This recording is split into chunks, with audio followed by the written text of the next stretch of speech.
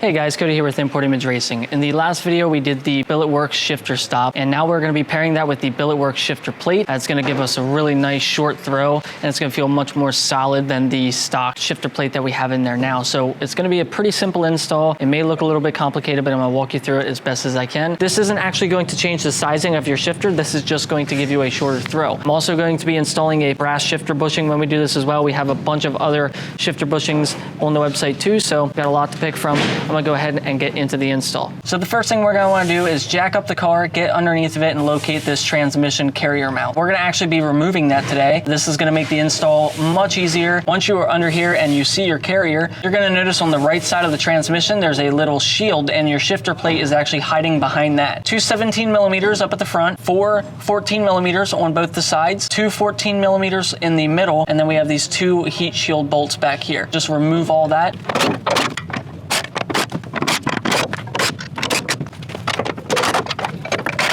After you have all those bolts out, you can carefully drop this down.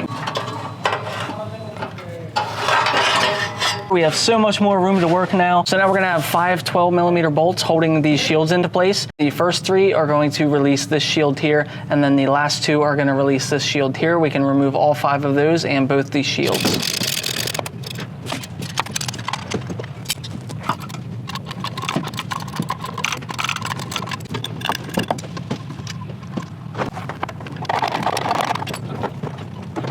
And now there is one more bolt at the very top of the transmission holding this shield on, but we're not going to need to remove that because now we can at least flex this and move it out of the way. Right here is your shifter plate. Let's go ahead and start by removing this cotter pin.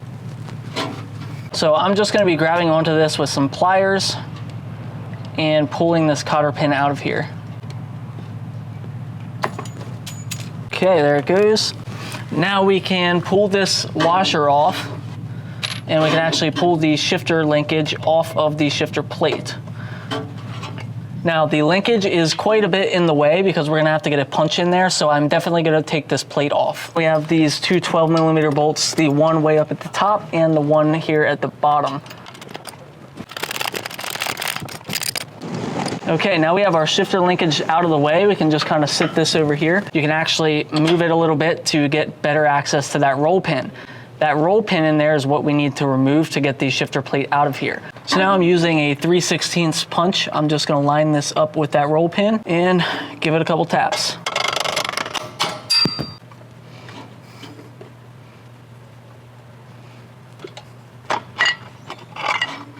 All right, we have the shifter plate off. Your roll pin is actually going to come in 2 separate pieces. You see there's a roll pin inside of a roll pin. When you do tap these out, try to leave just a little bit of them hanging out. That way they don't go flying and you lose them. So just kind of tap it out until you feel it break loose. I just went a little bit too far and it popped out on me, but I do have both of them here so I can reinstall this. Just be careful because if you lose those and you can't find them, it's going to be a bad day. But before we crawl the rest of the way out of the car, I did tell you guys that I was going to be removing the stock shifter bushing and replacing it, so I'm going to be removing this one. There we go. Here is the stock shifter plate and stock shifter bushing. Here is the new BilletWorks shifter plate and the shifter bushing. Again, you can pair any shifter bushing with any shifter plate. They're all gonna work together, so you can mix and match brands if you choose to. When you look at them side by side, you can notice quite a difference in between the space where the linkage goes and the pivot is.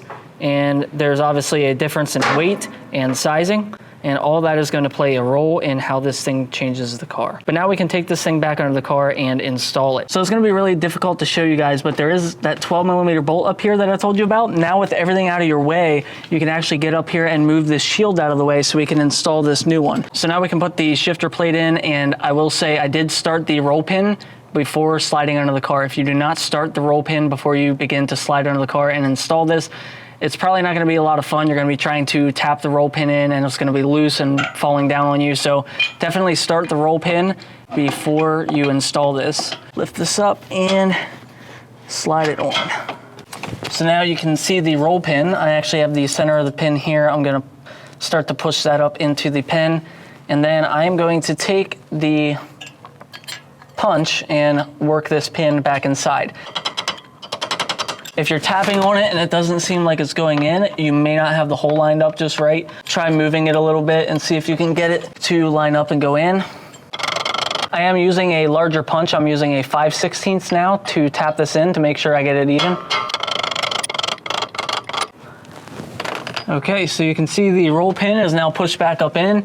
Everything is connected. So I did forget, guys, this shield actually needs to be removed for the new shifter because it does get in the way and interfere with it. So when you guys loosen this up to install the shifter plate, you can actually fully remove it. It's a little bit difficult to get up there at this bolt. You'll feel it when you get your hand up there. You'll feel the 12mm bolt. Now, you really don't need this shield for anything. It's just a dust shield. It's gonna come with a little bit of grease. We're gonna put some here on this shaft on the shifter plate. Then we're gonna take our bushing. It's gonna be a little tough to get it in here just because of this stupid carpet in the way. We're gonna slide that on. Then we're gonna take just a little bit more of this grease and we're gonna put it on the bushing itself. And then we are going to take our shifter cable. I did forget to mention there is a flange side on this bushing, and the flange is gonna go towards the transmission and the open side is gonna go outwards. But we're gonna slide this right over top.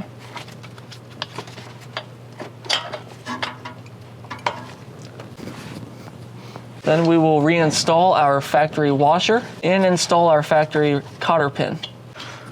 Push that back into place. Now with that done, we're not gonna be reinstalling this dust shield back here anymore, but we can reinstall this dust shield with the two 12mm bolts, and we can reinstall our shifter cable bracket with the two 12mm bolts for that one as well. Okay, with both of those brackets reinstalled, we can reinstall the transmission carrier. All right, guys, so I just got back from a quick little test run with the WRX after the short shifter plate install, and it feels really good. It's really solid. I would say it made it a little bit more notchy, but it's a lot more direct, it's a lot more crisp, and way shorter than before. This is how I imagine it should have came out of the factory. It still has a stock feeling to it, but it's a lot shorter. I will say after the install, I did have to adjust my shifter stop just a little bit. So if you guys have an aftermarket shifter stop, you may have to readjust. I had to adjust the 5th and 6th lockout. It was just a little too hard to get it into 6th gear, and then I moved that lockout perfectly fine now. When you take it out on the road for the first time after this install, it feels like a completely different transmission.